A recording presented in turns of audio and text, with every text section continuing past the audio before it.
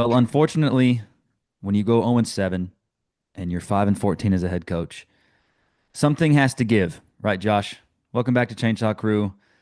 It's a weird time in Oregon State football yet again. Another coaching staff change is going to be upon us. How you doing, buddy? How we feeling? I, I feel like we knew it was going to happen. I don't think a lot of us thought it was going to happen this year, especially with the money behind Trent's buyout. Okay. Now, I don't want to get into the contract money part of this, but when we look at what's happened this year, starting 0-7, which again, we were blinded to start the season, and we've talked about this. We were blinded by what we thought this season was going to be. It was so funny. I'm going back and like reading some social media stuff that I posted at the beginning of the season, and people telling us we're going to go 2-10 or you guys aren't going to win a game. Well, what did you guys know that I didn't know type of thing? Yeah, But Bray's gone. Here we go. I We're going know, to go man. through this vicious cycle of trying to find the next guy. And I said on social when we found out, you actually broke the news to me. You called me, so I appreciate you because we weren't social media wasn't flying with it when it was broke thanks to Pete Thamel. So um it's Which the is right crazy, move. dude. Like, how did none of the Oregon State media people like get that first? How does Pete Thamel get? I thought Oregon State was like this little tight knit group, and like I would never expect Not Pete no Thamel to more. be the first one to break that. No, You for would think sure. like For sure. Canzano would be the first, Ryan Yeah. Harlan, like Brendan Slaughter, those guys would be like, yeah, I'm in the building right now. He's got fired, but like Pete Thamel's the one. It's crazy. But we sit here and reflect on this, and it's the right move. In the time that we're dealing with right now, it's the right move. I think to a lot of us, it feels like it's the unfortunate move. Hmm. Bray took a jump when he took this job that he was never going to survive. And I don't know how many stories that is in relative speaking of human life, but he wasn't surviving when he took that. And it's unfortunate. And I think hearing what Barnes came out and said with Canzano, uh, people are using the word scapegoat to everything that's going on in this cluster of Oregon State University. I think Bray took a lot of shots for this university and for this athletic department the last 2 years. He had a bulletproof vest on and he wore every single problem that ever came through, and it was Bray's problem. And that sucks. I I'm so thankful that Bray wanted to take this job. I'm so thankful that Bray made it this long, and I, it sucks going on social media and seeing people turn this a different direction than what it needs to be because in the reality of it, Bray did something, and I will fight to my death saying this. I don't know in the moment how many different head coaches look at that and be like, I want that. I don't, and it sucks, and we'll never know if Bray felt that way either, and it just sucks. And it's here we are, 0-7, and we got Coach Akey stepping up to lead this program, and you've had a full day to digest it, just like me, Rob. What are you feeling? Is Coach Akey going to be able to turn this around, get us some dubs? Because sometimes that's all you need. You just need a culture change, and you need a guy that has a little bit of that shit. And it feels like when you listen to him speak, he's got that crazy dude in him. Hmm. I do really enjoy listening to Rob Akey speak, man. Like he's gonna get it out of these guys who want to stick around and play the rest of the season. He's gonna get it out of them. They're gonna play hard. Is it gonna correlate into any wins? We'll find out, right? This team still has yet they have no idea how to win a game, and it sucks, man. Just to kind of jump on my initial reaction when I heard Trent Bray was fired. I found out through my giant sports group chat from somebody who like doesn't even follow Oregon State. He just said R.I.P. Beeves coach, and I was like, what? And that's when I checked Twitter, and Pete Thamel was the one to break it. And I texted my dad and my uncle, and then I called you. It's just like it was shocking. I didn't think they would actually do it. I really didn't think Scott Barnes would ever fire a coach, honestly, a head coach, because he hadn't done it yet at Oregon State. And because people say, well, what about Gary Anderson? It's like, no, well, technically they agreed to part ways. They both mutually did it. So that's not a firing. And firing Trent Bray in this moment, and we talked about it last week with Tim Ewis, right? When Tim said it's probably not a good idea to do that right now. Maybe at the end of the year you can reevaluate and maybe move him back to defensive coordinator, whatever the case is, yada yada yada. Okay.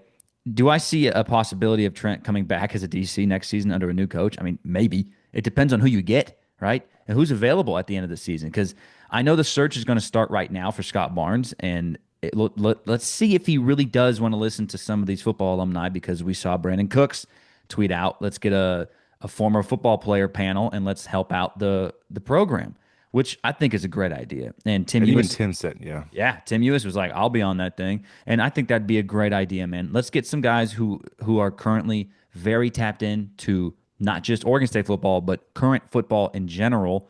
And let's get a well-rounded and just a good let's come to a good agreement of who we want to bring back or bring into Oregon State. And I say bring back. Okay. Michigan State's having some issues. Michigan State fans are not very happy. Josh, later in this episode, we will talk to Florida State General Manager Darrick Yray, who is very close to Jonathan Smith, and he is extremely close to Trent Bray. We asked Darrick later, would you take him on? And he said absolutely, because you know why? He's a great coach, right? And Jonathan proved that at Oregon State. Did we really dislike what he did when he left at the time that he did? Yes. But now you look at Oregon State and everything that's going on, and you kind of go, yeah, he made the right call. What's going Yeah. on here? These 2 years of no conference and independent stuff has been hard, man. And like again, who was suited for to do this job? Who was suited to coach these 2 seasons? Trent Bray did it when he did not want to do it. Trent Bray did it, and he tried his best. He gave it his all. And I don't know, man. I don't know. I don't know the true answer of who we should go out and get currently. I need a lot more time to sit and think about this, and we'll see who else becomes available as the year goes on. Who wants to come to Oregon State at this current story with a new conference? Like who wants this job? Yeah, and just really quick, going back to your uh, committee thing with Brandon Cooks and Tim wanting to be on that. Hmm. I'm just scrolling through X real quick, but Ryan Clark actually asked Scott Barnes about that today. And do you want to hear what Barnes' response was? Yeah, sure. Do you want to be dumbfounded by this? How do you think this is going to go? Because Barnes said to Canzano he's never had a hiring team, but he said he might do it this time. So this is what he said in regards to what Cook said. Quote, we will absolutely have a player, probably more than one right now, likely two former players on that search committee. Wow. Okay. Hey, that's good for Scott Barnes. Man, that's definitely a step in the right direction if you're Scott Barnes. That's a good answer. Feels like you could probably have three or four more on that committee, Okay. Who but are those players? If it is Brandon Cooks, if it's him, okay. Is it Tim? probably Sean Mannion, Mannion would be great. I mean, Mannion's currently coaching the NFL. So Heckler. Johnny Hecker's currently punting for the Tennessee Titans. I just saw him play in Vegas yesterday, man. Tennessee fans are not happy with him, but they're not happy with anything actually. But yeah, man, it's going to be interesting. I think this is how, right? Because what's the ultimate thing with Oregon State fans currently? It's like we need to stop bringing back guys who have Oregon State ties. We need to For sure. cut that loose right now. Okay, but again, this is Oregon State. This is a tight knit community. You need to have someone who understands the landscape of Corvallis and the state of Oregon as a whole, right? High school football in the state of Oregon, let's be real, not that good. Does not produce that many D1 FBS athletes. And when they do get produced, they're typically going to Eugene if if they offer them, right? So it's a hard place to recruit. It's a hard place to coach at and consistently win because just, again, your surrounding area, you're always going after California kids. You're always going after Nevada and Texas kids because you have to, right?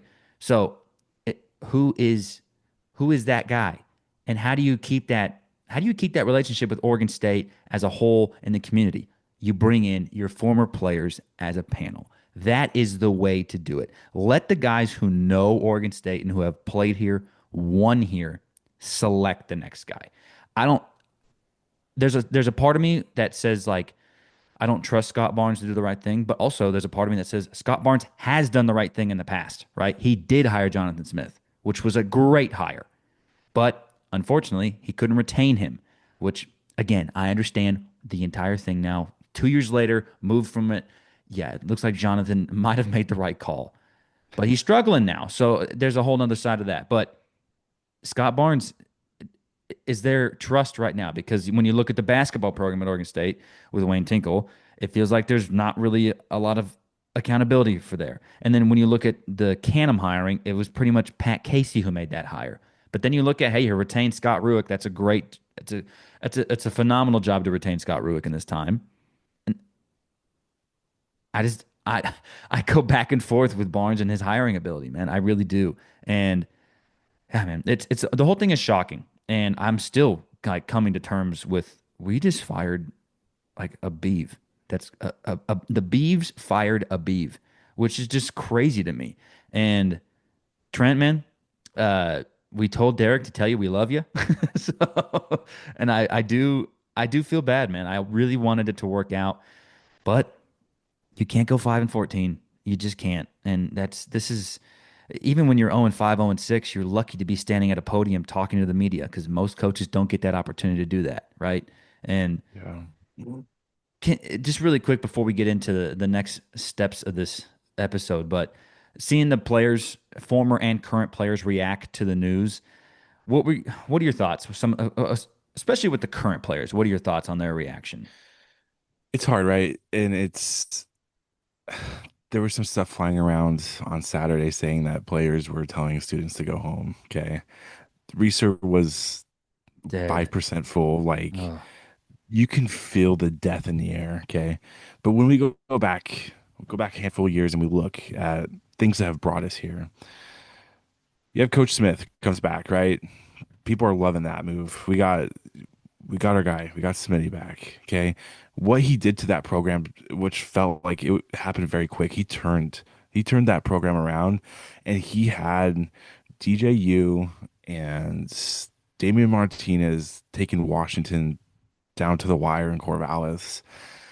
Next chapter of that story is the Pac-12 implodes. Okay. Now we're at critical parts in this story, Rob, where every decision that you make from this point on pretty much feels like you're making a life or death decision because when that happens, you have nothing left. You're left with absolutely nothing with Washington State. What I'm trying to get at is Oregon State doesn't have a coach right now. Okay. We're going to go through this painful process again. My first thought when I heard Bray was gone is I don't want Scott Barnes doing this. I don't. And there's just so much writing on the wall to for me to neglect all that writing to think that Scott's the guy. But how does Scott fix this? The craziness of everything that's happened the last few weeks. There's been more off-field drama at this university than there's been on field. It's just wild. yeah. You could write a freaking 15 chapter essay about this and put it on TLC and it would be the greatest drama of Essays the essays summer. have chapters. That's crazy. Listen, listen. We're gonna cut that, okay? That No, we're wasn't. not. Listen, essays don't have chapters, okay? Books have chapters, buddy. Let's talk about a book, bro. Let's talk about this is why people don't listen to this podcast because like how did Josh even graduate high school? Did he even go to college? No, I didn't, if you can't tell. But um get back to what we're talking about. If Scott is the one to lead this, this is it, man. You have one more shot at glory here. This is a big hire, This dude. He has to this get this one right. this is a university saving hire coming up. I would love nothing more for, and I don't wish this for Coach Smith, but Michigan State to drop him like every single fan in Michigan State University wants. They want nothing to do with that guy anymore. Nothing. Send him home. We'll take him back, open arms. I forgive him. It's Even done if and he's over not a with. head coach, I would take him back, man, because Yeah, the guy whatever can that is. coach. The guy can coach, man. And I get it, man. Michigan State is a hard place to win. He also had no connections there. He For sure. jumped to that job because him and his agent panicked about the current conference situation. He could have waited another month for the Washington job. He could have waited another month for the UCLA job. He didn't. He jumped at Michigan State because it was like, that's my first opportunity to go. And he's learning like Dennis Erickson learned. He's learning like Mike Riley learned. Even though they told him, don't do that, he still did it. And he's learning, right? Jonathan's still a very young head coach. He doesn't have that much experience in the grand scheme of head coaching. This was his big boy job, right? Michigan State was. It's not working. They don't like him there. But I think again, if if the opportunity arises, Scott Barnes and the former players of Oregon State, if they are on that panel, do they decide to make that call? That's I it's a hope very so. important question. It's a very big question. And going back to your question about what the players were saying, past, present, future, whatever, it again with everything that you've seen going on the last few weeks, everybody coming to his defense, what was the main thing that they were saying? It wasn't whose fault. Wrong guy. Yeah, it's not his fault. Wrong guy. They kept on saying that. So so then you start asking the questions, well then Who's the who is right it? guy? Yeah. So that leads you with probably two or three, most likely two possibilities of who the problem is. And if you And he's no start, longer calling plays this weekend. here we go, and we have been on it so much, especially me. I'm taking full credit for this Gundy getting demoted this week by Rob Akey. He's listened to this podcast so much and finally realized that Gunderson's just not the guy to be doing it.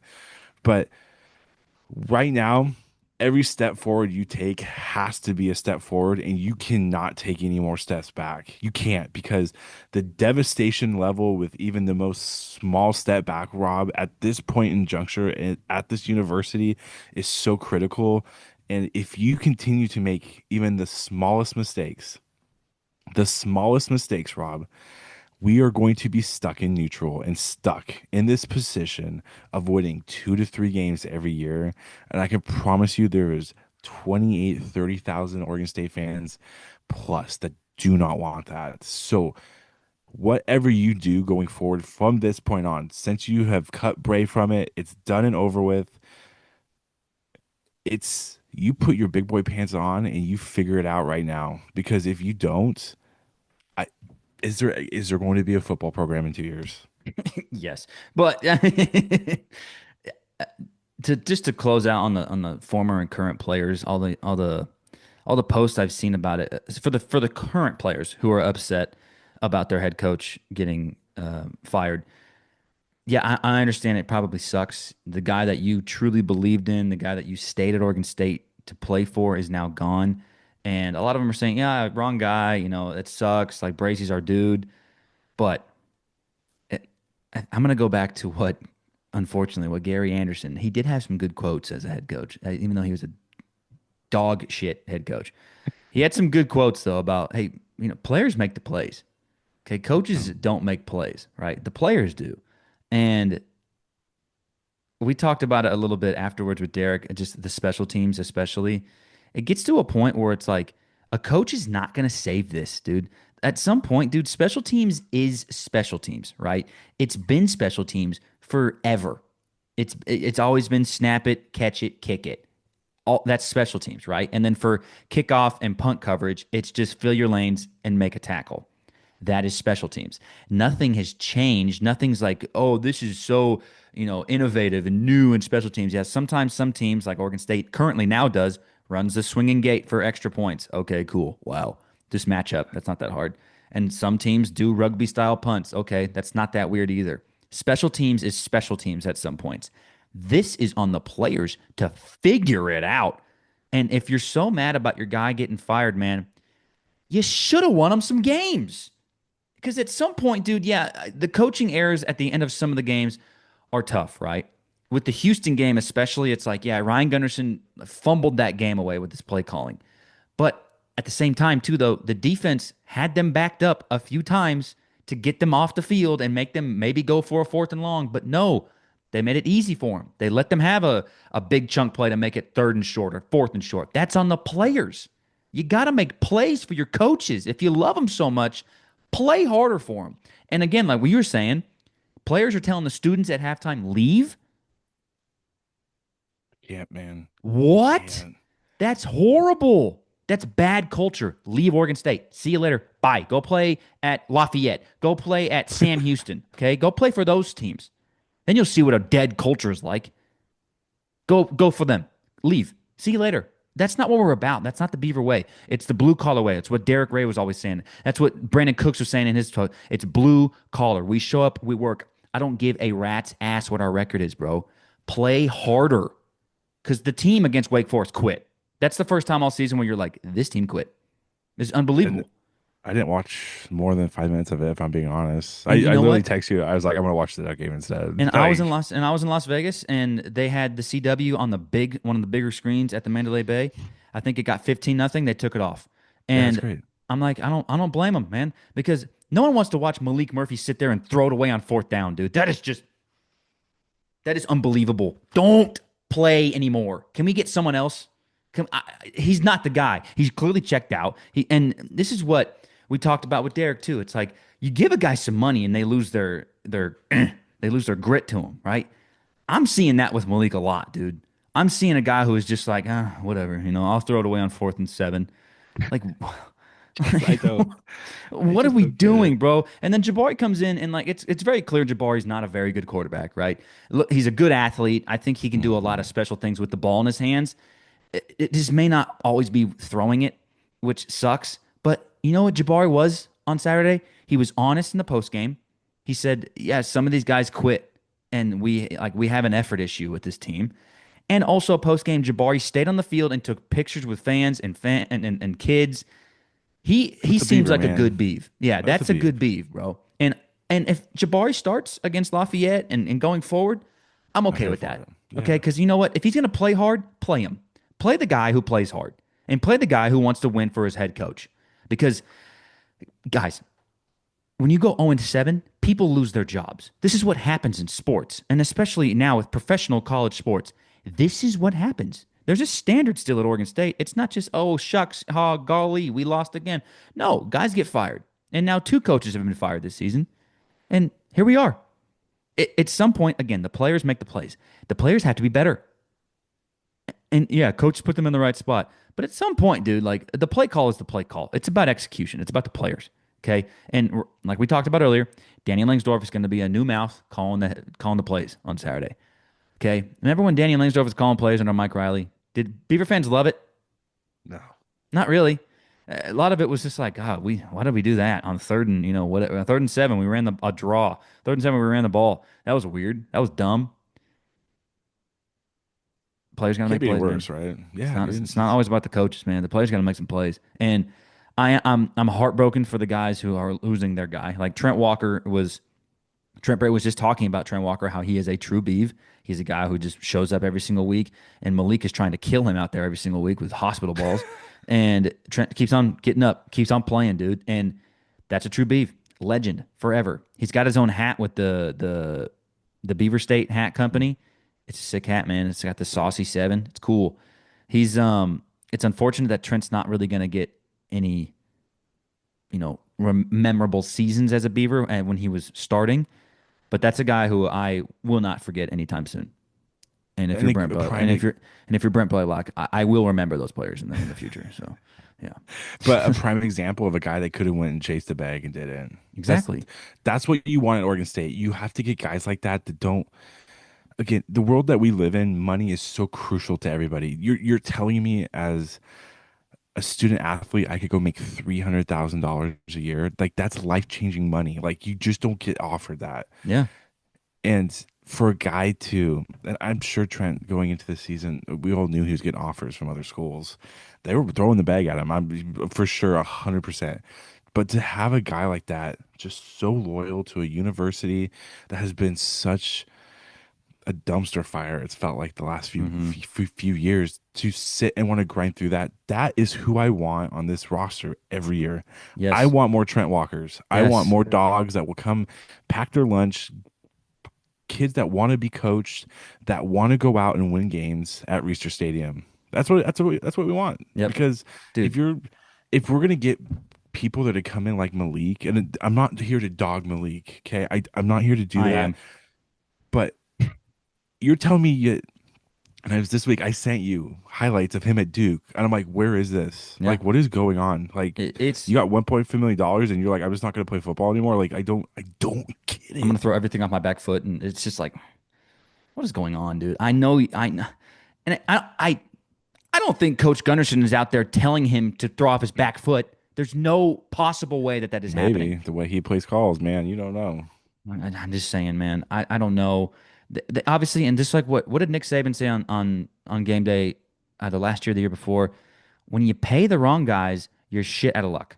Okay, and this Yeah. is what is happening at Oregon State currently. And we're going to talk to Florida State's GM here in a second, and he talks about with DJ. Oh well, he was playing hurt most of the time, and he couldn't really move around a lot. He said, but sometimes you miss, and it's okay. But it's accepting that miss, right? And that's what you have to do in football. You have to move forward sometimes and to say, hey, we screwed up. Oops, sorry. We got to go to the next guy. And at this point, you can't make a bowl game, which before the season started in our season preview, I guaranteed that this team would make a bowl game. And they hadn't even won a freaking game yet. No, bro, So we're 0-7.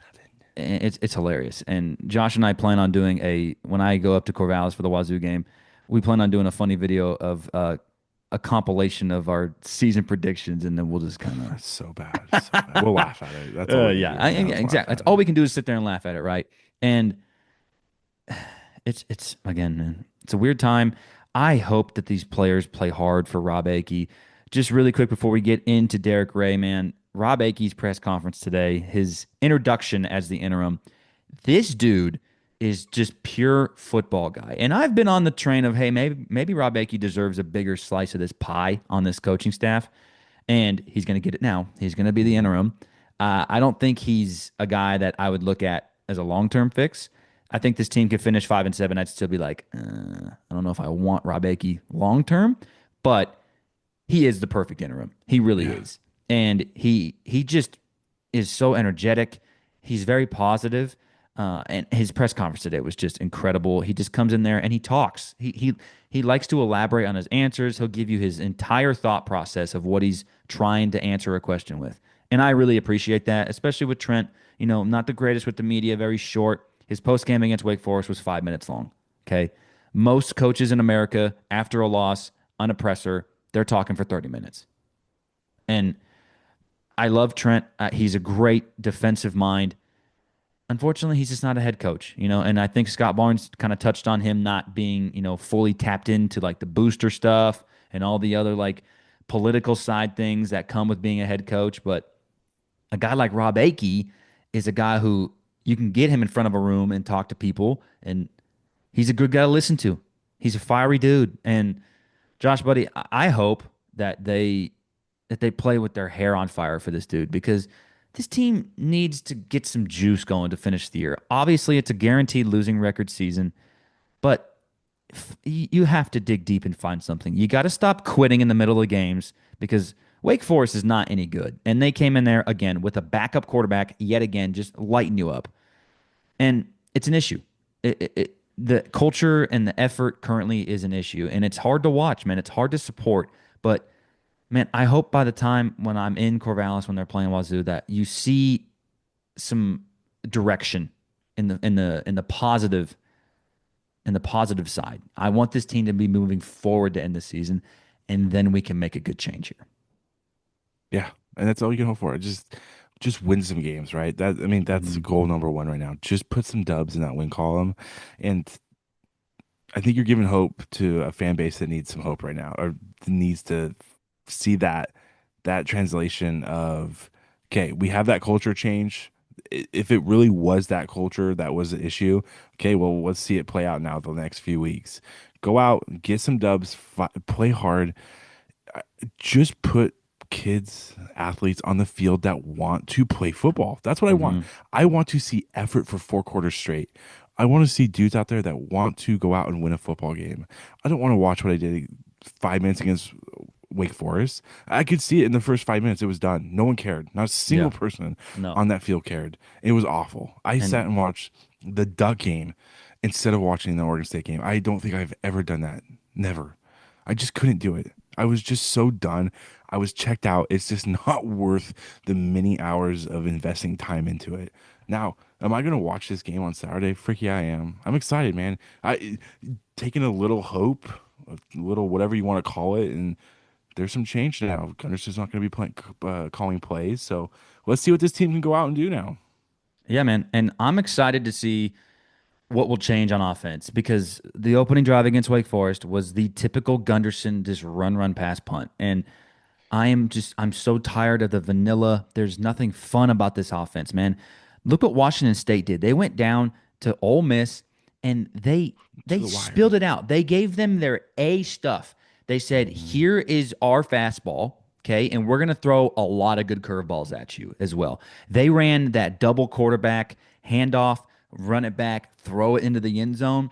Thing of beauty. That's a good wrinkle in your offense. We have a quarterback in Jabari Johnson who could absolutely take a handoff, roll out, and throw. Like, why don't we think about these things? Every now and then we throw and like against App State, they had that nice little reverse play with Jabari, and they gave it to David Wells and scored. It's like, do that more often. There's a fine line of being cute and being crazy, right? I'm okay with you getting cute at this point. Okay, try something fun. The guys need to start having fun, dude. And there's just zero of that currently. And I hope Danny Langsdorff can bring it to him. But yeah, man, it's got to start somewhere. And I hope Lafayette is the team to dude, because they can move the ball. They're pretty solid. But Josh, buddy, any last thoughts about Trent Bray and this new interim age of Oregon State football now? I just I hope that he just knows how thankful I am, and I know you are for what he did. And again, I think I used the word impossible position last week that it felt like that he was put in, and I, that's still what it feels like. Like just he knew what he was getting into, but the successful reality of what he got into, I think he knew like it was impossible to dig himself out of that hole. And it sucks that he had to fall on his own sword to get out of it 0-7. But I'm just so thankful for him, what he's done for this university, what he did for this university, and having a guy like Coach Bray just to be able to say he was a head coach at a university, that's huge for him. And I'm sure he'll get a coaching opportunity being a DC somewhere because you'd be absolutely stupid not to pick that guy up. 100%, man. 100%. All right, guys, we have a very special guest coming up right here. It is Florida State General Manager Darrick Yray, a true pro, just one of the best football minds there is, and Florida State's very lucky to have him. They're 3-3 right now. They're coming off a tough loss to Pitt, and Derek still cut out a good amount of time to talk with us on record and off the record, and just a super chill dude. And just saying, man, if things don't work out at Florida State, man, please come on home, dude. Like this dude is one of the best, man. He can build a roster with the best of them, man. I hope you guys enjoy this. This is Darrick Yray.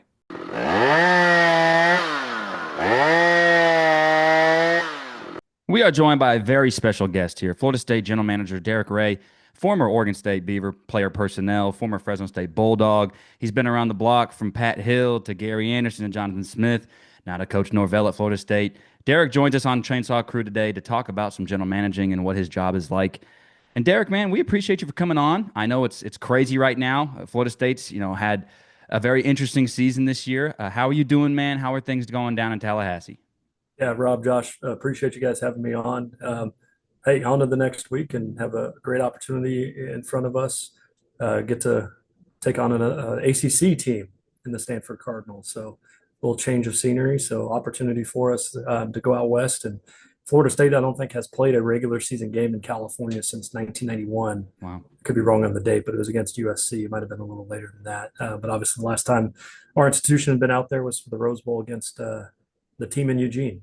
So We know how we feel about them, and it's incredible the landscape of college football now. The ACC, traveling to California and back. It's a really weird time in college football, and we've talked about this the last few weeks on this podcast.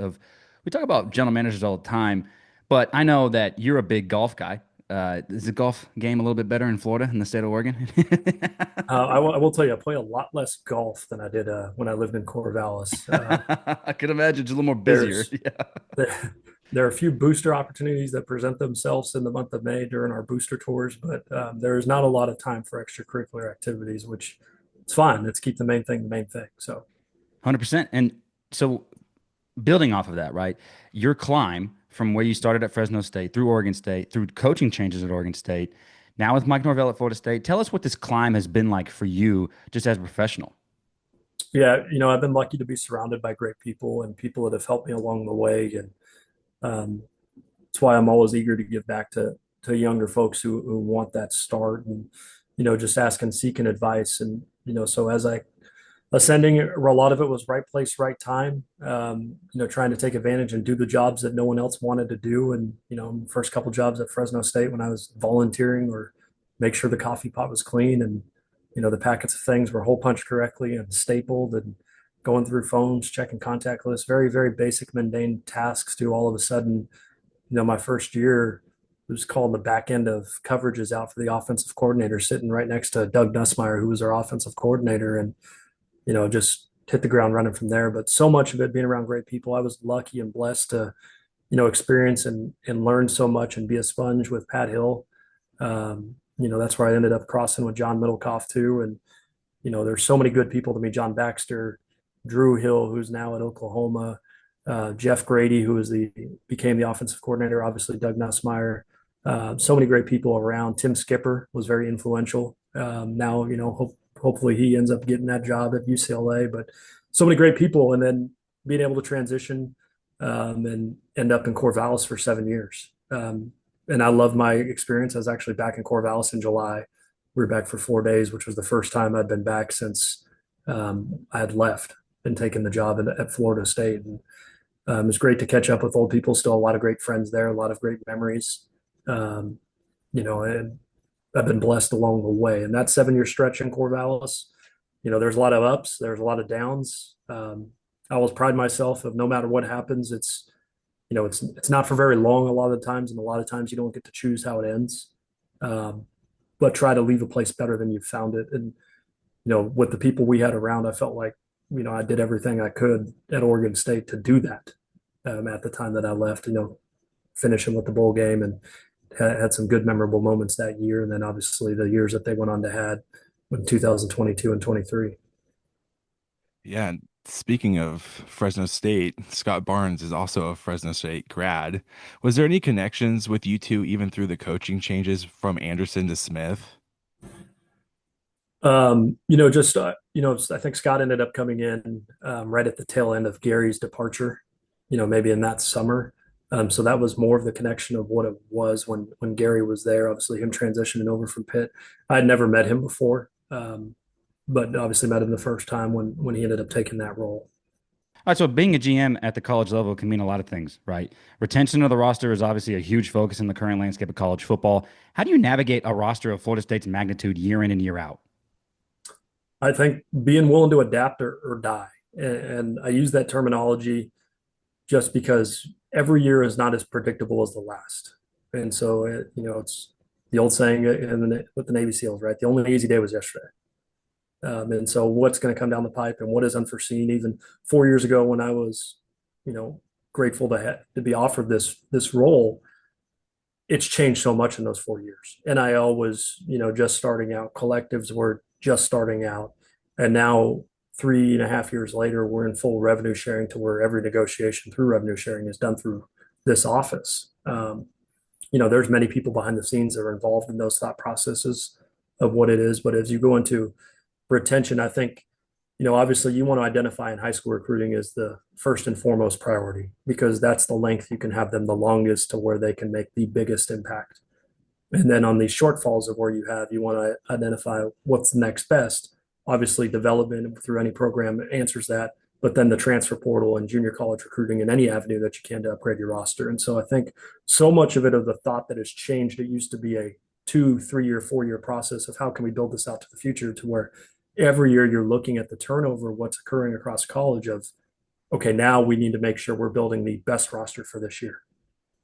Yeah, and it's definitely something that you can't do by yourself. And I think you've mentioned before that there's around 19 full-time employees in the recruiting personnel and scouting staff, and about 60 student interns and 15 contact workers. And you guys are all going through about 500 plus applications.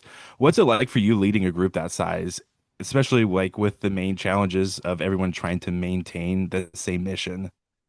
Yeah. Our full-time staff, a little bit less than that on the recruiting side, but not by much. Our student interns, they do a phenomenal job, but in totality, I mean, the oversight of it is in the hundreds. And so I think you want to be a servant leader.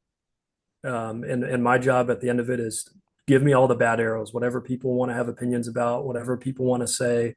whatever people have thoughts are, but that's my job to fight those fights and fight those fires to where I can allow people to do and operate at what they're best at.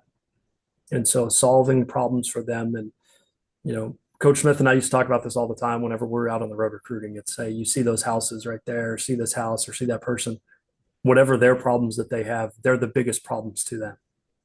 And so that's something that's always stuck with me. If you take that approach of how can I solve something to make it easy for someone else?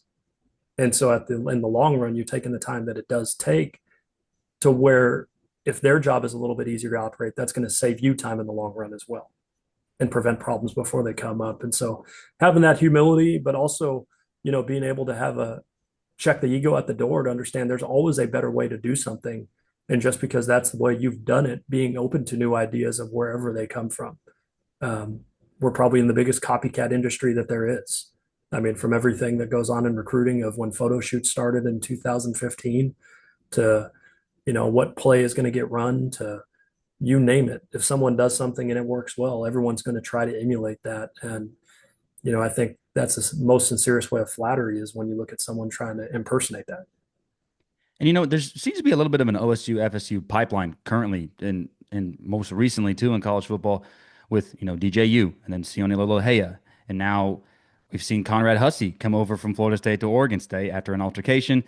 How much have you been involved in that process in terms of scouting and communication with Oregon State, with current and past coaches, with guys like, hey, what does this look like? Hey, I think DJ would be a good fit here after his season at Oregon State, and how does that kind of work for you? Yeah, we're always looking for the best fits of what that is. And obviously, um, as you look into, Sione was the only person that I had a previous relationship with. So obviously when he went in the portal, that was someone that we're targeting once he officially went in. What DJ I had no prior relationship with besides, playing against when he played for Clemson and then keep an eye on where we wanted to go. And, as we went through our own transfers and rosters and, things of different nature, just that's the way it did work out. And now he's, hopefully has a long career with the Chargers. And as that continues to go, because he is a great human being. There's sometimes things don't work out for both sides. And unfortunately, we didn't do a good enough job as a team last year with him here. But, with Conrad coming back over, obviously when he went in the portal, he had a relationship. He was cousins with Ron Harge. So as through the recruiting pipeline of that, but, Coach Bray and I had, we still talk almost every other day. And so that obviously he had some insight of, what it was and if it was a good fit necessarily for him to come there. Yeah, and you've been through a lot at FSU, from the playoff controversy, and then some really tough seasons, and now riding the waves in 2025. Comparing your time from Fresno State and Oregon State, where winning a season was basically satisfactory, now to Florida State, how do you deal with embracing the pressure from a fan base that wants to win now and win championships now? Well, I think when you look at the standard being the standard of what the expectations are, you, I'm blessed to be at a place of that where the standard is. But at the end of it, outside opinions and outside noise are just outside opinions and outside noise. There's not one single game, one single thing, or one single action that I ever competed in something in my life to where the expectation was to lose. Because at no point do you want to walk out with that mindset and think, oh, well, then what's the point of walking out? And so the expectation for us is to win every single game we play, regardless of who is on the schedule. But that was the same attitude and mindset at any place that I've been, at any level of competition, whether it be a golf match, a ping pong game, a thumb war, right? Find a way to win and do whatever you can to win. Being at Florida State, first season here, 2022, we went 10-3. We started off 4-0, then we lost the next three, and then rattled off six straight, finishing with the bowl win against Oklahoma in the Cheez-It Bowl down in Orlando, which opened up in 2023 against LSU again. Started that year off 13-0. Obviously, quarterback injury, and then the college football playoff controversy. And then played in the Orange Bowl with a few injuries and some guys opting out that felt they didn't need to play anymore, and that had some pretty strong draft status. And then going into 2024 and starting in Ireland, and just going through that year. And, thankful for the ups and downs because no matter what it is, success or failures, you do learn something and take away something from those. And here we are now, 3-3, but next opportunities ahead, and all we can focus on is to get better today. And when you're looking at your Florida State roster and your time passed with Fresno State and Oregon State, when you're comparing scouting and looking at players that you look like you want to recruit or maybe grab in the portal, how has anything changed in your mindset and how you go after players when you have definitely more resources at a place like Florida State to go grab somebody, a little bit bigger, a little bit faster, a little bit stronger as compared to a smaller school in Fresno State or Oregon State? The margin of error is probably the biggest thing, right? Of what the status and expectations are. You're recruiting a different caliber of individual the majority of times. And now with the information era of being there, nothing is necessarily hidden, but the margin of error is so small that you expect them to contribute immediately, right? And so very rarely are you taking the true developmental guy of saying, hey, we need this, besides at a few positions of where, maybe offensive line or defensive line, but others. But you expect them to be early contributors. And also on the other side now, as we've gone into the revenue era of, with investments and what that has to be, you need them to contribute early because of what's going to be on the books. And you've spoken about too when you were with Coach Smith, right about that time, Coach Norvell was starting to kind of contact you. You mentioned that his name pops up on your phones on the Bluetooth on your car. What is that feeling like for you to get calls from schools like this and just taking a step back and seeing like this is how far I've come? How was that process for you, and how cool is it to be in the spot where you are right now? Yeah, again, thankful and grateful, and really, it's a dream come true. I mean, I think any place to work in college football is exceptional, but a place like Florida State, to where year in and year out, you have a chance to be at the table to be in those final 12 every single year, as long as things go right and you put together the best roster. That's what you do this for, right? The chance to win championships. Throughout that process, I've never been one that wants to sit there and over leverage people or say, hey, I have this offer, please, come pay me more. Like, I've never been that type, and was not that type with Coach Smith, was not that type with, even in other situations that may have arose, in other times. I just don't believe that.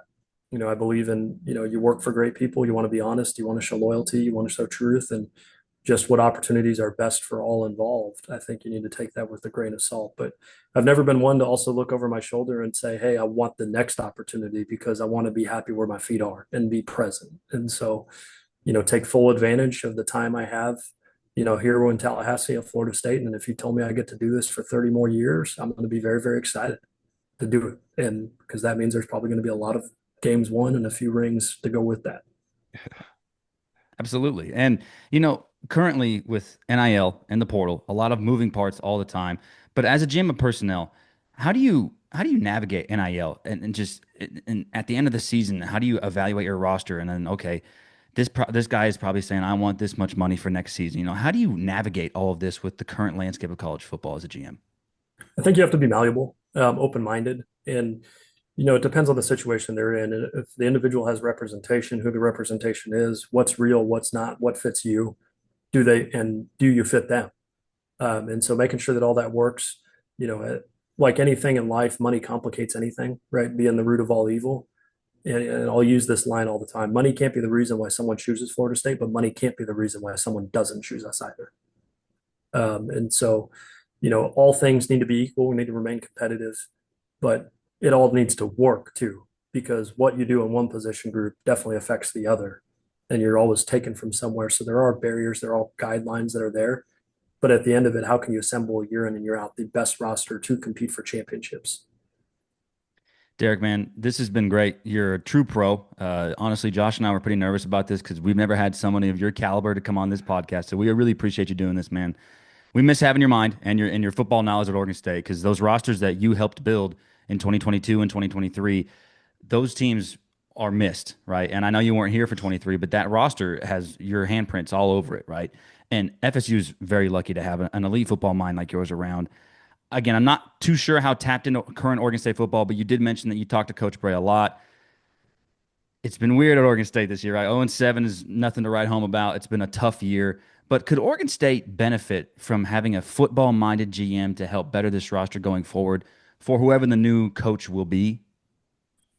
So, it's a good question. I think the main thing is the relationship of, the administration and the football staff. But I think like taking a step back and, hey, I still talk to a lot of people around, Corvallis and a lot of people that are at Michigan State, right? Because those are relationships, you spend so much time with each other. Those are relationships that last a long time. Even coaches that were previously on our staff at Florida State, I talk to them, often and keep in touch and what's going on and bouncing ideas. That's how you grow because now they're experiencing something different. You're experiencing something different. How can you, work towards that?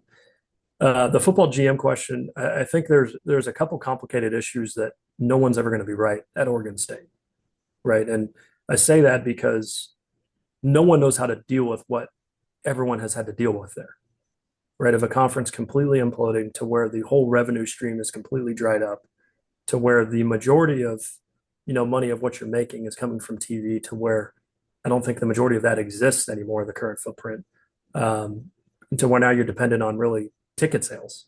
And so now that goes, hey, you're forced to put a good product on the field while everyone else around you, this is where it's different here in the South. The geography around us, and I tell people this all the time, like when you look at a school like USC or the school in Eugene, obviously Washington, that driving distance between those three, there's 17 hours, 16 to 17 to the school in Eugene and then another 4 or 5 up to Seattle. Well, if you drew a 400-mile radius around Tallahassee right now, you might get 15 schools that are just like you or pretty close to it, right? Without drawing the map. I mean, but obviously we're 2.5 hours away from Gainesville. We're 6 hours from Miami. We're, 8 hours from Clemson, 4 hours from Georgia, 3.5 from Auburn, 5 from Tuscaloosa, 6 from Baton Rouge. I mean, the list goes on and on and on about those schools and where they are. And so the competitiveness out here is a lot different to where the West is. It's a little geographically more friendly. Now, for the football GM, like specific question, I think all minds are welcome, but I think the unison vision of what you're trying to be and who are you. And so the identity of, for Oregon State of what they're going to have to adapt, fan base and everyone still strive to win, but also, how can you support baseball? Because that is the breadwinning sport in Coach Canham, which, I may or may not have lost in golf too this year in July. So, but when you look at baseball, when you look for Coach Tinkle in basketball, everyone is resource depleted as you look at what's going on across the landscapes. It's not just a football issue. And so, which one are you going to coach Ruick with women's basketball? And then you look at football, which ideally, is the breadwinner and the money maker to support everything else. How can you fix that with investment? And so, what are the expectations of that honest question of whoever, is being brought in, who's leading that group, who can you attract? And so are you okay with being like Boise, like Fresno? Is the standard now going to be, hey, go catch lightning in a bottle every 4 to 5 years and go make a run at the CFP and be the mid-major, the 12 seed that's going in? Is it to rebuild the Pac-12 and maybe get some teams to rejoin that left? And those are much bigger conversations, but I think you have to start and stop with the financial piece. And so what is the budget? How can you accurately support? How can everyone who's invested, whether it be, the board of directors, the chairs, everyone who's there, is the university fully functioning to make sure that they have everything that they need to operate like a major college football program? Because it's the only way that that is going to work in today's day and age because of who you're still competing against. Because besides Washington State, of where you may see yourself, who else is it that may be a tier above you in a traditional Power 4 conference now, versus now you're trying to sell yourself against Fresno and Boise, San Diego State, who has a new stadium, Boise, who has a pretty nice facility and long traditions of success in the recent years.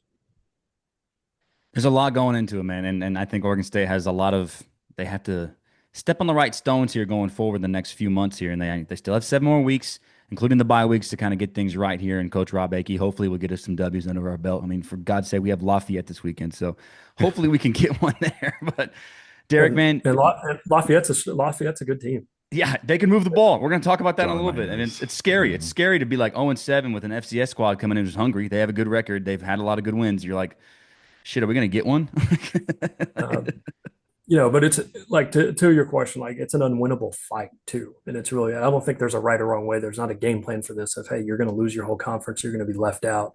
You're going to be thrown to the wolves for, lack of a better term. Yeah. But at the same time, you have an opportunity and a challenge of what's in front of you all and the decision makers that are in that room of, this is a good opportunity to do something that hasn't been done before and write your legacy. And there's one thing that I know about that fan base in Corvallis. They do endure and they'll show up and they'll support. They're loyal. And that's a fun group to be a part of. And through thick and thin, they will be there to support you. And, there's feel for Coach Bray. Obviously, he's a very close friend of mine. Wish it would have worked out differently for him, but at the end of the day, you spend a lot of investing years of 7 years of my life was spent in Corvallis. I still want the best for what's Oregon State too. Love to hear it, man. And do you have time for one more question? Yeah, no problem. I'm good, guys. So ask what you need to ask. So currently, right, the whole conversation with a lot of Oregon State fans currently is always our head coach either needs to have a direct tie to Oregon State or we go in a completely different direction with someone who has, never been in Corvallis besides maybe coaching as an opposing coach. What are your thoughts about that? Because we've seen the Gary Anderson side, right, where he had no ties to Oregon State, and he brings in a staff who pretty much never had anything to do with Corvallis besides just coaching against them. And then that fails. You bring in Coach Smith, who's obviously a quarterback who at Oregon State, the best team ever. And then you roll into Trent Bray, and this one didn't really work out. But we know Trent's a good coach, and we know he can do a lot of great things on defense. So if you're in charge of this, like where do you go? Do you need somebody who has Oregon State ties, or do you just need to make the right decision, whoever it is, FCS or older guy, G5, what like Paul Christ, or is it going to be Montana State guy? Like, where do you go with this? I think fit. Fit. You start with fit, right? And fit can mean a lot of different things too. I think the bigger question is when you go back to financially supporting, of what that program is going to look like. What are the goals and what are the honest, realistic expectations of what that means? And so when I talk about fit, who can attract to Corvallis, who can recruit? And so I think you need a relentless approach in recruiting. What comes with that? Younger staff. What comes with that? Being able to relate a little bit easier, the influence of majors, going to school, talking about the experience. I think there's something to be said for people who have done it and walked the halls of surrounding yourself. But that doesn't mean everyone needs to have that because then you may get stuck in the same line of thinking of what got you here to begin with. But it starts and stops at the resources. And so I think you look around naturally. I think the easy answer for people to say is, well, go get an FCS guy because they're used to doing more with less. Well, they're also not used to the NIL conversations that are going to take place too. And so it's a different level, but that's around who they're going to bring with them. I think you want someone there who is going to build a physical brand of football, right? That is going to attack, that is going to be violent, that is going to, be relentless in their pursuit of effort. Because effort wins, right? And who's going to set the foundation of character within that football team and that program and really showcase the identity of the blue collar, nature of the fan base, right? And so, I mean, if I had the pick of, I'd want someone to be the antichrist of everything that is represented down the street there. And so, yeah, shiny and flashy and all those things, that's great. But we're going to grab our lunch pail hard hat and go to work and, we're going to bring that physical brand and we're going to go get after it. It's not always going to be pretty, but we're going to have an offense that's going to score points. We're going to have a defense that's physically going to get after you. We're going to recruit our tails off and we're going to have fun doing it together and bring back the excitement. But that starts and stops. There's got to be a lot of complete buy-in. There's so many great people in there that want to have that success. But I think you look at the identity of what's been created, for the schools that are in that conference now of, whether it be Fresno, whether it be Boise, very much like those two of that mindset to where you have to own your surrounding region in the state of Oregon. You have to own Northern California. You have to own maybe some spots in the Bay Area of let's recruit regionally and get tough football players. Yeah, and thank you so much, Darrick, for coming on, taking time out of your night. It's late over there. It's after 8 o'clock. So appreciate you hopping on, just talking college football with you. You're such a bright mind, And we just thank you so much for taking time out of your evening. Yeah, no, happy to do so, guys. Anything y'all need, and good luck in the process. And go Knowles, go Beavs.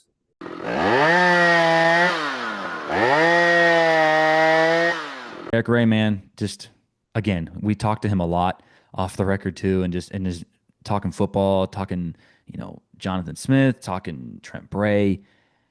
That's a guy you want in your corner. Darrick Yray is one of those guys, dude. And God, what a privilege to talk to somebody like that, especially in a program like Florida State where they have extremely high expectations. I hope that none of the Florida State fans get word of this podcast that he came on it because they were mad about him golfing one time. And that's like, let the man live his life a little bit, guys. Jeez. But yeah, man. Josh, shout out to you getting Derek. He follows both of us on X, which is just insane. But like, it's so cool, man. It's one of the best guests, maybe the best guest we've ever had.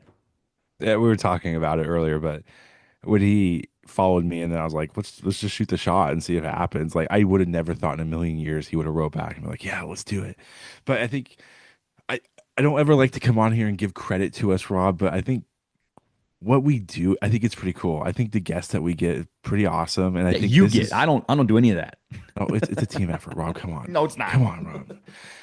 It's just so cool to see like where this podcast started and here we are now. Like we have a general manager of a legit ACC football team in Florida State coming on and talking to us. Like, dude has zero business coming on this podcast, Mhm. zero. And here we are, we're talking to him, and just the way Derek operates, like it's cutthroat and he means business all the time. And I'm not gonna lie to you, I felt like I could have pooped my pants multiple times during that interview. But and I've told Rob, I don't ever really get nervous for people like that. But once you start talking to him, like he's a businessman, and in this new age of college football, like you have to be cutthroat, and that is every bit of what Derek is. So what a freaking honor to have Derek on, What a man. G, dude. And Josh, we had to go through the athletic department of Florida State. Yeah. So we did have to water down the whiskey a little bit and but like, dude, he's still such a great guy to listen to. And just how he goes about his day to day is crazy, dude. He is in his office or at the facility of Florida State from 5:30 in the morning to 10:30 at night, y'all. Yeah, bro. That is But insane. And then they have to that's fly to dedication, man. California this Yeah. weekend and it's just like, oh my God, dude. It's a crazy life. But he also talked about it like just the difference in football. When you look, you got the whole United States up, just as you start panning from left to right, just the difference, the game day atmosphere, just when you go down to Tallahassee, Florida, Bama, like it Saturday football is no joke down there. Like they take it very seriously. Like it's just a way of life down there. And we think what we have down here is all sweet and special. It's not even close to what Mm-mm. it is over there. So, I mean, just to be able to talk to a guy like that that just knows so much football, just his IQ of football and being a general manager, especially in this day and age of NIL and everything, like just to be able to ask him a few questions and just have him give a damn about us for a few minutes, just freaking wild. Yeah, man. And again, off the record, like after we hit pause, he was an open book, just a great guy. Again, that's who you We want in your probably corner, talked to man. him more off the record than we did actually recording. Like, 100%. And again, that's good. We had to water down the whiskey, but like, dude, he's great, man. And I hope we get him back. I want Florida State come to do well. I home, want him to do well, come right? home. I want him to come to Oregon State, man, because that is a football mind that you want on your team, dude. So yeah, they're getting ready for, he said Stanford, right? They're going to Stanford. Yep, Yeah. yep. And don't be shocked if you see Trent Bray on the sideline. So just a little tidbit there. But we got to get ready for another just massive opponent here. Top five showdown, or what are we talking? Lafayette guys. They're the First one Leopards. of the season, right here. First The one. Here it Lafayette Leopards, comes. okay? This is the FCS team, not Louisiana Lafayette. That's the Raging Cajuns, y'all. Okay, this is Lafayette. They have played, I think, one FBS team this year, and it was Bowling Green, and they got their doors blown off, okay? This is a team who is going to be hungry to win. They are coming into Corvallis seeing an 0-7 record, likely an empty stadium, and they are smelling blood in the water. this is a situation that you do not want to be in if you're Oregon State, right? This is the ultimate, like, if you lose this game kind of thing, it's like, where, It's not what going to do we? happen. It's not I going to hope happen. not, but dude, It's not. they're a decent FCS squad, okay? This isn't like North Dakota State. This isn't Montana State, right? This is a team who can move the ball. They average about 440 yards per game, and they can score. They just put up, I think, over 60 against Bucknell. So they can get up and down the field a little bit. And if the Beavers aren't ready to go, like they will throw it and run it all over us. So need to be careful, need to be focused. I hope Rob Bakey can get the boys going because this is this is the game of the year. And that's so stupid to say because you're 0-7 and you're playing an FCS team. But like, dude, I cannot state this enough. If you lose this game, like this is ultimate, like embarrassing, bad, bad, bad. You're gonna be 0-8 if you lose to an FCS squad. Like we got to step on it and we got to eat a W. We got to pull the Jameis Winston out. We got to eat some W's, man. And my key to the game, I have one key. Don't let them believe. An FCS team, once they start believing and you let them hang around, that's when bad things happen. Okay, ask Michigan about App State. Ask Texas A&M about App State. Ask Oregon State about Eastern Washington. Ask Oregon State about Sac State. Okay, it happens all the time. Ask Washington about Montana. If you let them hang around and you let them believe, they will win the game because these teams have nothing to lose. Oregon Hmm. State has nothing to lose too, but they're not playing like it. That's the thing. So don't let them believe. Josh, what is your key to the game? His name's Dan Nee, and he's calling plays for your Beavs this week. That's the new offensive coordinator. Just give us something different. That's all I'm asking for. Come Yeah. out and just look like you can call an offense. And if it's Malik, whoever it is at quarterback, just be effective. This You should not lose this week. So there's no excuses. If you drop this game, we might just have to cancel the pod next week. Do we have a bye? So I'm not sure what we're gonna do, but yeah, I do have a there's guest lined up. who we thinking? Carter Baines, Mr. maybe Carter Baines for a third time on third Chainsaw Pete, Crew. a third Pete. Can I three-peat with Carter Baines? I mean, that'd be interesting. It's a good time to talk to a guy like him, especially in what's going to be a very crazy coaching carousel. We have Arkansas's open, Penn State's open, Oklahoma State's open, UAB just got a job, Oregon State has a job, Stanford still has a job technically. There's a lot of teams firing coaches, man. It's going to be interesting. Like, We how does also Florida finish? So we it's also good. have Steven Nelson in the back pocket. Hey, man, Beaver legend. Didn't he say like, let me come back or something like that Yeah, today? yeah, dude, that's what I'm talking about. Hey, man, I got him lined up too. put him on the panel. Put him on the interview panel, Scott, Exactly. and fire Brent Blaylock if you can. Uh, my warrior of the game is like I mentioned, man, a hungry FCS school that is seeing a dying FBS program already. I mean, when you fire a coach, you're a dead program. Like you need to revive yourself now. We need to get the clear, and Rob Akey hopefully can get this heartbeat going again. But again, Lafayette, not that bad of a team. They have a good record. They can score the ball, and it could be close. I don't think it's going to be some like if it's a blowout, that's great. I think that's a very good sign. But I anticipate a closer game. Josh, what's your worry of the game? I have none. Beavs by a million with Coach Akey at the helm. That's it. Plain and simple. Nothing else to say to that. Now, I little do you guys know, but we've been recording for almost 2 hours now because we had a nice friendly conversation with Derek for 45 minutes after we got done recording. But we're gonna go into score predictions because I have some children that are very, very needy right now. But I want to premise this score prediction with we had our fundraiser this last Saturday. It was awesome. It was a great turnout. I don't know if this podcast intertwines with anybody that has anything to do with Hannah Grace, but I just want to say a quick thank you to everyone that came out and supported the event. It's a great cause. Jason and Tara, who run the nonprofit, they're my in-laws, and they've been on the pod before, and they're just great people. The selfless work that they do is just incredible. So, if you guys want to be involved, you guys can always DM me and ask me questions. But let's get into our Hannah Grace score predictions, Rob. And Brought it to is you brought to you by by the Hannah Hannah Grace family, Grace. a nonprofit located in the Pacific Northwest in Oregon City, Oregon. Hannah Grace is a local organization that serves foster children and children facing instability through a free music program, visitations, and support. You can follow them at hannahgrace.org. And is there any more fundraisers or any type of banquet events coming up for Hannah Grace? We have our golfing banquet in the new year, so we'll be on the lookout for that. All We're right, cool. got some Well, moving pieces behind that.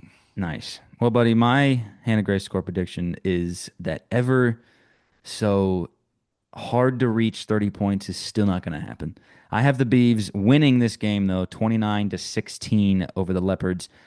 I think this is a game that you absolutely have to win. This is a team you're going to be miles more talented than.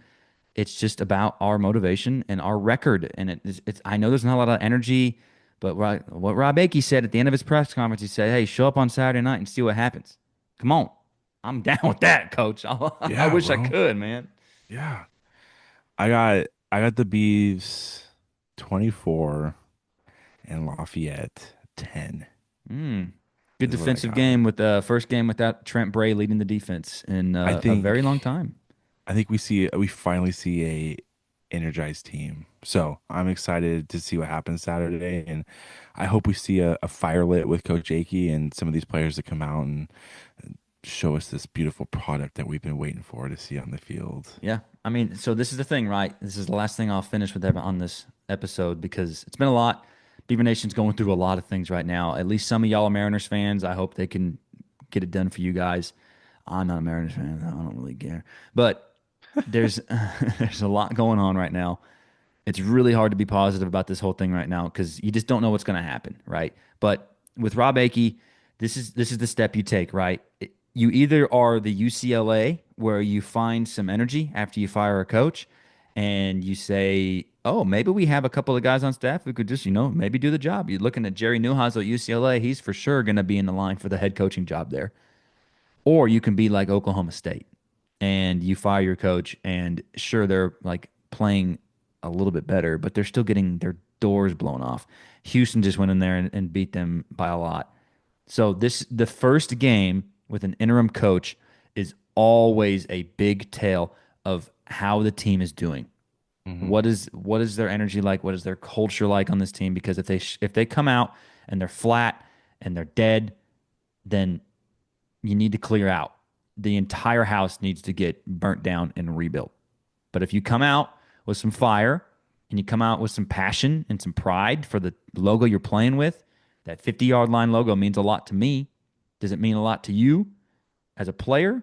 We're about to find out. Because if you show up with some pride and some fire, then okay, then we can say, all right, let's build towards something for next year. Let's see who the guys we want to keep for next year. We'll make a list. Let's make it a list of the guys that we don't want to keep for next year. We'll go from there. It starts on Saturday. I've said that too many times this year, but it starts on Saturday, man. Like it has to go. So thank you guys for listening, man. I know it's hard. 0-7 is definitely not where you want to be. It's tough being a Beaver right now, but I would rather be a Beaver than a Duck all day. And again, can we stop with the haha the Ducks lost thing? Like, guys, come on. Losing to Indiana at home is not a big deal. That's a good team. They're both going to make the playoff. Like the whole like no natty for you. It's like, what do you mean? One loss means nothing in college football now. You're still going to make the playoff with one loss. So that's what I'm going to leave you with. Josh, any last words, buddy? We're 0-7, go Bees, baby. Go and end on. All right, guys. Thank you for listening and go Beavs.